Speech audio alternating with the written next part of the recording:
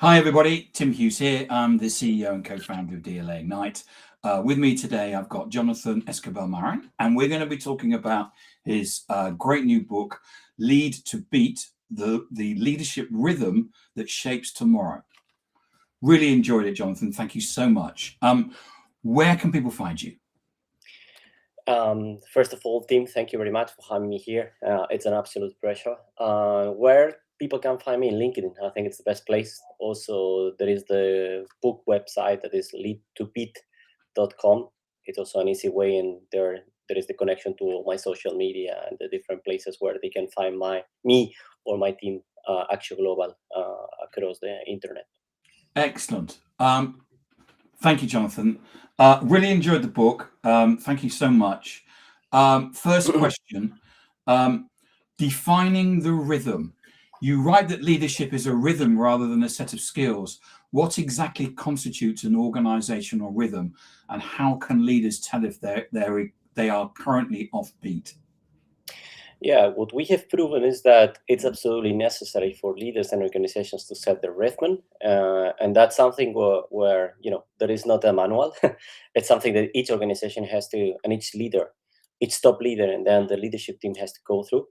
The leadership rhythm is based on four fundamental drivers: brutal focus on what matters the most, building a network of A players that work on those things that matter the most. Third is having a mindset that is obsessed with winning and not doing, impact over activity, as I explained in the book. And last but not least, a discipline drumbeat that evolves all the other drivers continuously. So it means it evolves your focus, it evolves your talent network, it evolves also your mindset, your execution rhythm, to make sure that every quarter you throw away your trophies and start over again. Yeah. The lead to beat catalyst. What was the specific moment or observation in your career that made you realize traditional leadership models were no longer sufficient for shaping tomorrow? Well, I wouldn't say it was just a moment. No, the reason I decided to come back to Barcelona and also to fund my company ActioGlobal was because I saw there was three fundamental gaps, and that I experienced these gaps as an executive in different organizations. First is the gap between strategy and execution.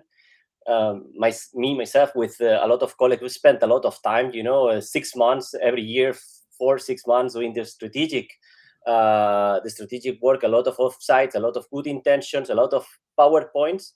But then what happened is that when we were in March, every year that PowerPoint was lost in translation, right?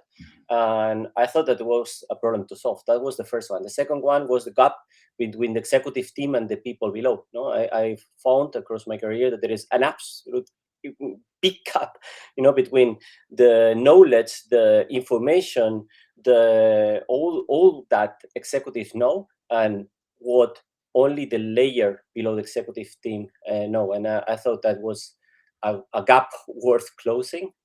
And third is, no one was specifically, working to close this gap, not with PowerPoints, but with real execution. No, means working as personal trainers, working hand in hand with the top leaders and closing this gap. And for the same reason I decided to create my company, ActioGlobal, it's for the same reason I decided to write my book, to democratize, the best practices in order to solve these gaps that I had just explained. Yeah, I've seen that. I've seen that a lot in corporate. So yeah, I can understand that. So purpose versus performance. Many leaders feel they have to choose between a people-first culture and a performance-first culture.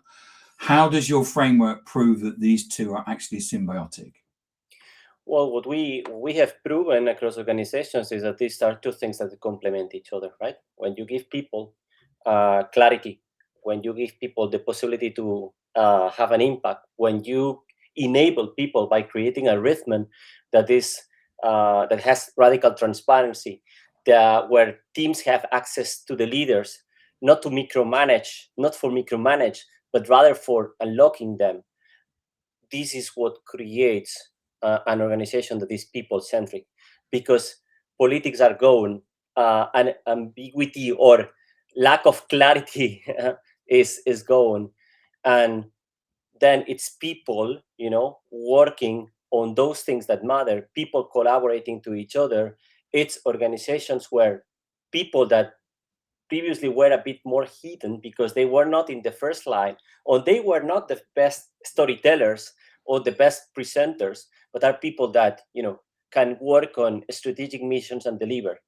Therefore, by creating an organization that is brutally focused on the widely important first, second, where these priorities are crystal clear for everyone without any hint of ambiguity, and where we are managing the tension between today and tomorrow and acknowledging this tension and giving people below the leadership team the ownership to win on those strategic missions.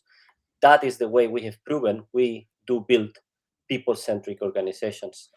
People-centric because, first of all, we are obsessed with people that are consumers, and second, we put people inside of the organization to serve these consumers. So customers at the center, people, the talent in your organization right in front of the consumers to deliver what is needed. So breaking the firefighting cycle, a common pain point for managers is firefighting all day. How does lead to the beat philosophy help a leader transition from reactive crisis management to proactive strategic rhythm?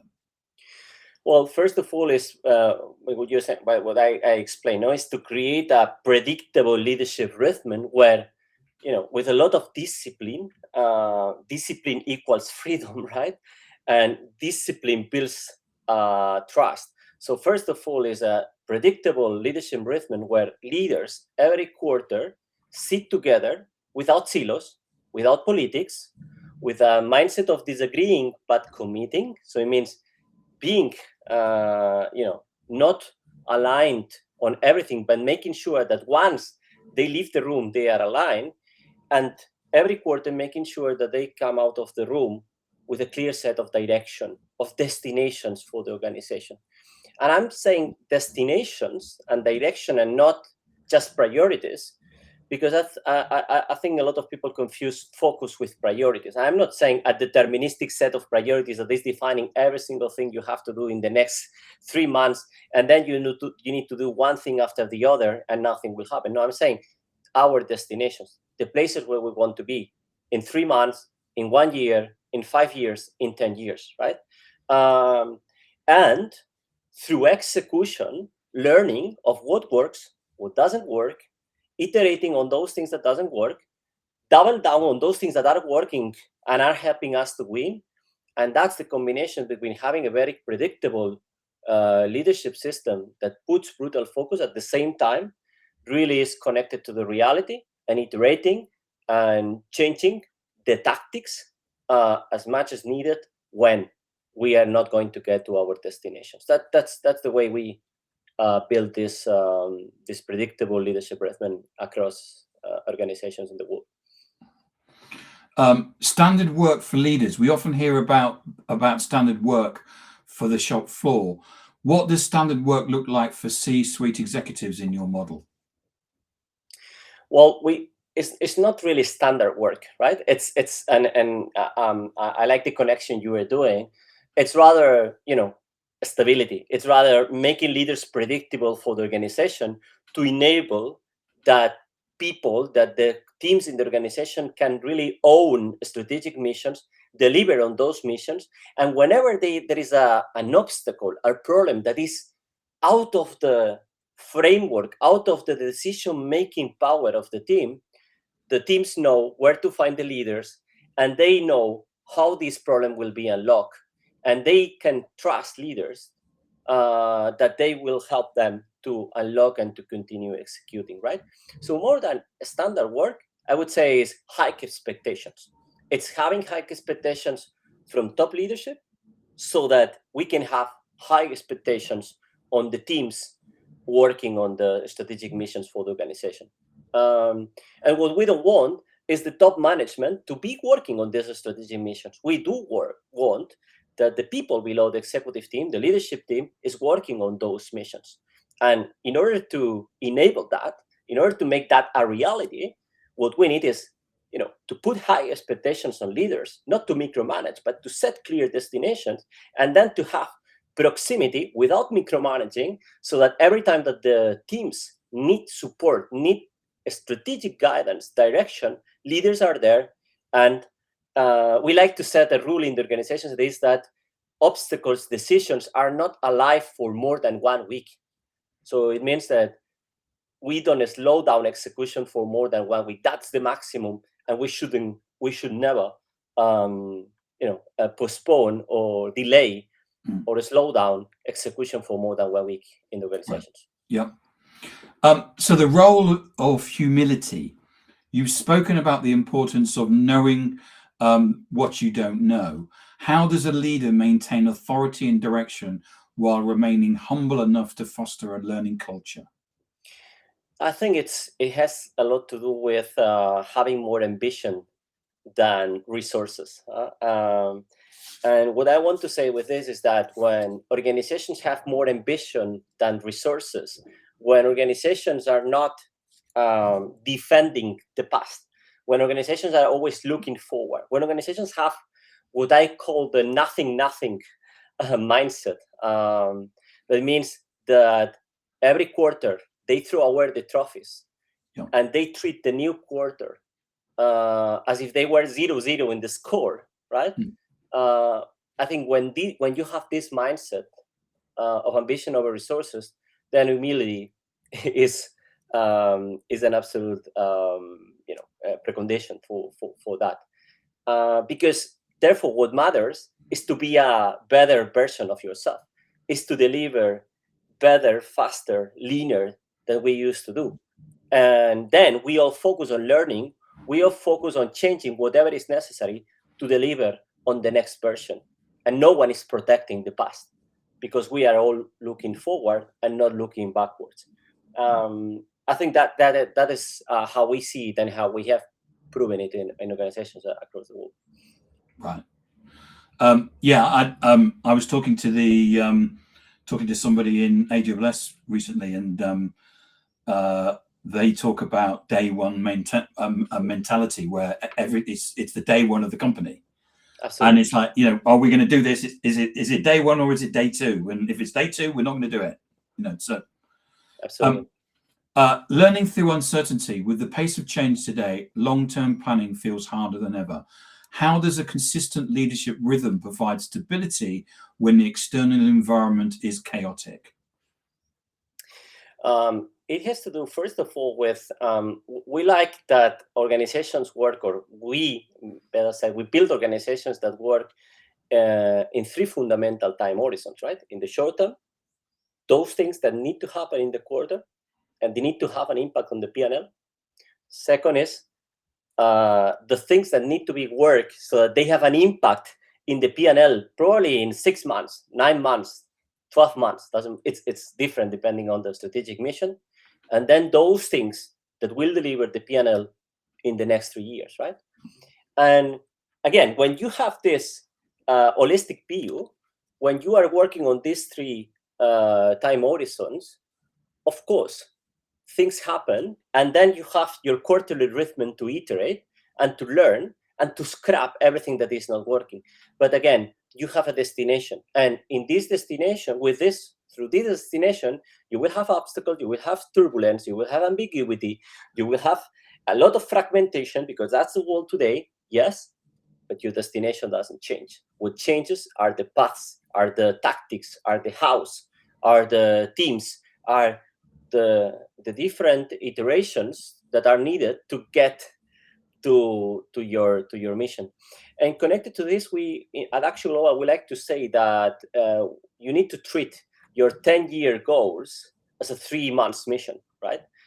Because that's the only way to break down a super big ambition, a dream, into actionable steps that help us to also confront the turbulence, the ambiguity, as it shows up week by week, because problems show up week by week, not month by month. And then what this problem is that every time a problem, a learning happens, we convert this learning into better execution for the next cycle. That's the way we shape the rhythms in the companies. We've had a question from Andrew Slesser. Andrew is a very frequent watcher of ours. He says, good afternoon. Is the divide between management and the workforce widening, or is middle management not communicating correctly between the two groups? I have the impression it's widening, right? And probably it's widening because we have a lot of, because of the speed at which the world is changing, the fragmentation that we have, the increasing ambiguity that we have, turbulence. We are seeing it, things that happen in 5 years now happen in 1 quarter, right? And this, I do believe that this, in a natural way, creates a widening divide between management and the workforce. I think what is very important is what I said before: crystal clear transparency. So in this natural disconnect that happens in today's world, we need to have a lot of connection between management and the teams. We like to set organizations in 2 fundamental layers. So one is the executive team, defining the destinations, the directions, and then the teams. The teams are composed of middle management, of workforce, whoever is needed in order to work on this in direction. So we like to see the organization not as layers, but basically as an ecosystem, right? And with a lot of transparency, as I said. So transparency of the destinations, transparency of the execution plans that are going to bring us, transparency about what we change every week, because yes, we need to change things every week in order to get to that destinations because of the world happening. And I do believe, as like we had in the question, that it's communication is key. Communication is very, very difficult in today's world because also we are working in a hybrid environment. Communication is not as easy as it used to be, and therefore this rhythm is a synonym of communication also, in order to not widen this gap, but to close it, and to close it without micromanagement, which is very important. We don't want to see micromanagement because then we are achieving exactly the opposite that we want to achieve in the organization. So the tomorrow element, the subtitle of your book mentions shaping tomorrow. What's the biggest mistake leaders make today that actively sabotages their organization's future? To believe that, that long-term and short-term need to be in different operating systems. And that's a big mistake, first of all. Long-term, short-term must be in the same operating system. So it means in the same rhythm. And also that's connected to the second mistake that we see, that there are people that mistake moving on a weekly rhythm of execution with working on something that is long-term, right? So it means it has nothing to do. As I said before, if you want to be whatever you want to be in 5 years, it's better that you start to move today and you start to move on a daily basis or in a weekly basis.